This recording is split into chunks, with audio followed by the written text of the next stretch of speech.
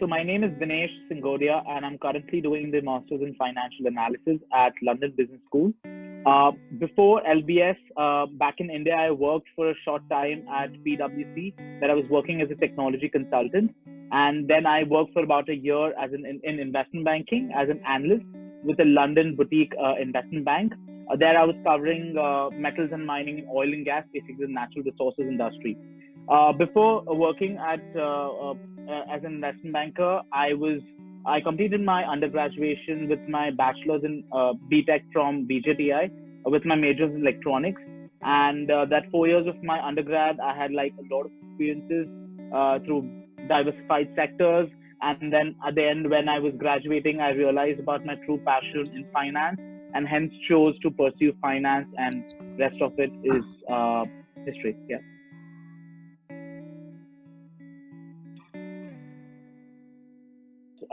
So in terms of my profile, as I said, that I completed my engineering. I had a good GPA of in the range for 8.5 to 9 on 10. So that worked really well for me in my favor. Apart from that, since you're applying to the UK, LBS, London Business School, did not require me to give the TOEFL exam. So I did not have to give the TOEFL. LBS, the program that I am in, the Masters in Financial Analysis, MFA, if you have a CFA level 1, then you need not have to give a GMAT or a GRE. So that's exactly how I got through without giving GRE or GMAT.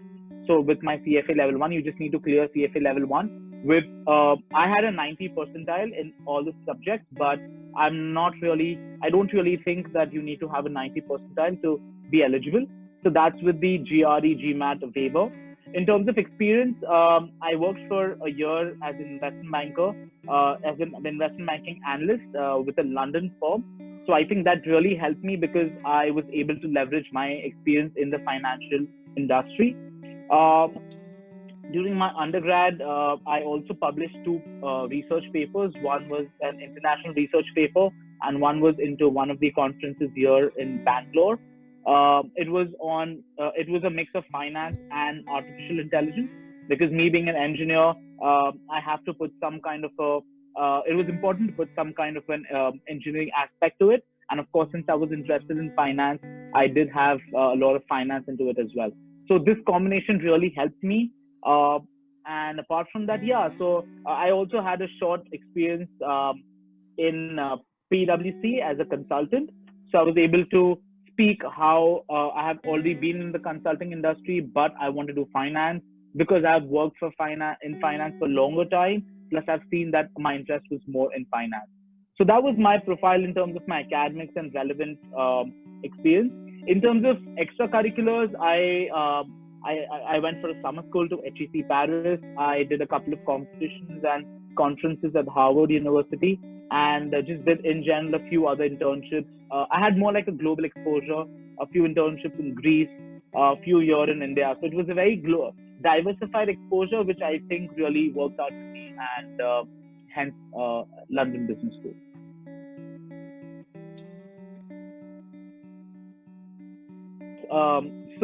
Let's say the fees is somewhere about £35,000 for the Masters in Financial Analysis program, which is going to be a 10-month program, which starts somewhere around August or September and ends in June. There's an option to extend the program by another term, for which there's additional about £8,000 that you need to pay.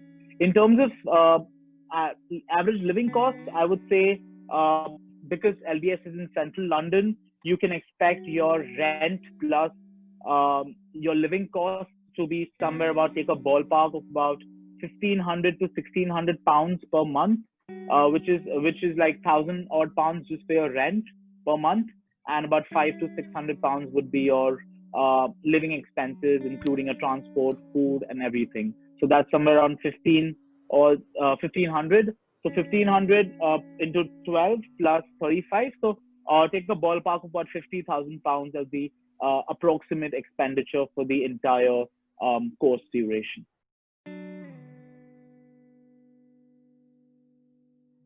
I would say that the recruiting cycle for investment banking, private equity, and asset management varies. So for investment banking, the recruitment cycle starts as early as September. When you really join school, that's when internship positions do open, and a good number of companies do close their internship positions by, let's say, mid-November. With private equity and asset management, it starts a little later in the year, so it starts somewhere about November, December, and it continues up till March or so. In terms of getting an internship, since as an Indian national you would need to get sponsorship, um, which was until this year, it was difficult because they prefer Europeans who don't have that requirement. Also, another factor that they consider is having an additional European language. And when they say that they need an European language, it needs to be as proficient as you probably would be Hindi or English. Just doing German or French level one in your school, it doesn't really help you. So those are the two factors that come as a hindrance in your internship. With the new UK regulations, you have a 2 year work visa, so that is well taken care of. If someone has got the time, and if you're applying, let's say for in a couple of years, I would say if you can get some hands-on into good level of a European language, even German or French, it would be a good option for you. And it is very competitive. I would say very competitive. But you can of course get an internship. It should not be a problem.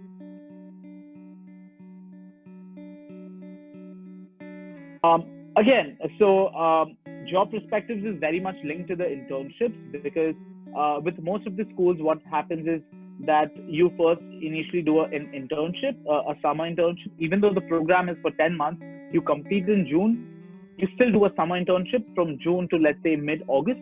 And that after which most of the companies just directly give you a PPO, and they tell you to join immediately, or they give you an option to join next year. But usually your getting an internship is the best way to get a full-time job in London, especially in the financial services industry. There are a few students who do apply for consulting jobs as well. It's a little different for them because it's easier to get a full-time role in consultancy than an internship role. But the timeline remains, as previously mentioned, pretty much the same. Just about a couple of months shifted ahead for consulting. So that means it starts somewhere about mid-October instead of September, which is the case for investment banking.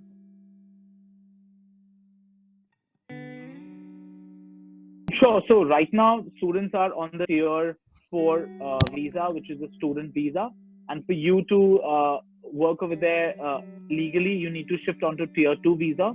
At this moment, due to the coronavirus situation, of course, there's a lot of uncertainty in terms of what's going to happen for the current students. But I would say for the prospective students, you do have a 2 year extra period where you can work on your student visa. So that and much clarity on it is still yet to come. So I would say that that's something that should be on hold for this moment.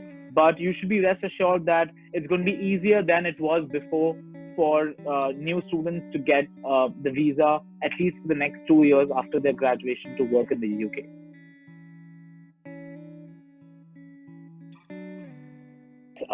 So I think the most important and the most, I would say, the unique thing at LBS is about, of course, a very diverse crowd and really good professors.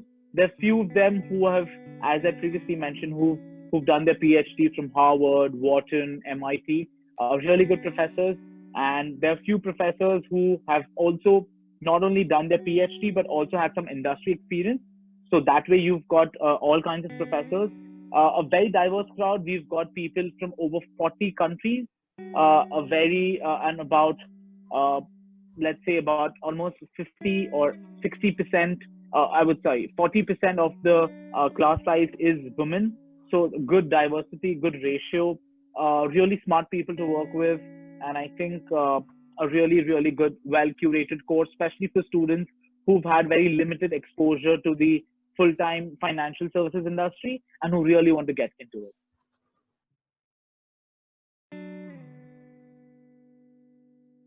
What really is important is, of course, for me, what was really important is because I was working in investment banking, I already had the practical knowledge.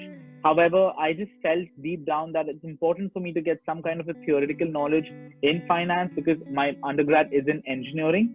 And that was the primary reason why I chose a master's in financial analysis program.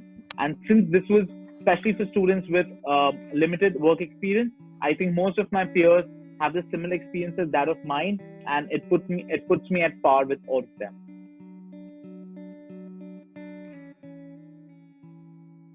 Honestly, I don't really think so. What's really important, I would not say is difficult, but I would say is important, is to really put a story and not really basically try to copy paste stuff from the internet. You really need to make a story of your profile, and I think it's difficult because not many of us have had that kind of an experience of writing about yourself. But if that could be something you can take care of, then I think it should be a smooth ride for you.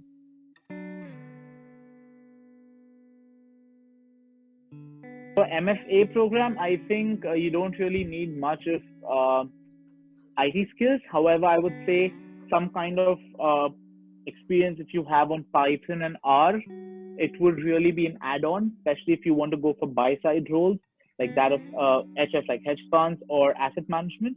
It would really be helpful. But I would say that it's not a must, and it can be well taken care of during your course at LBS as well.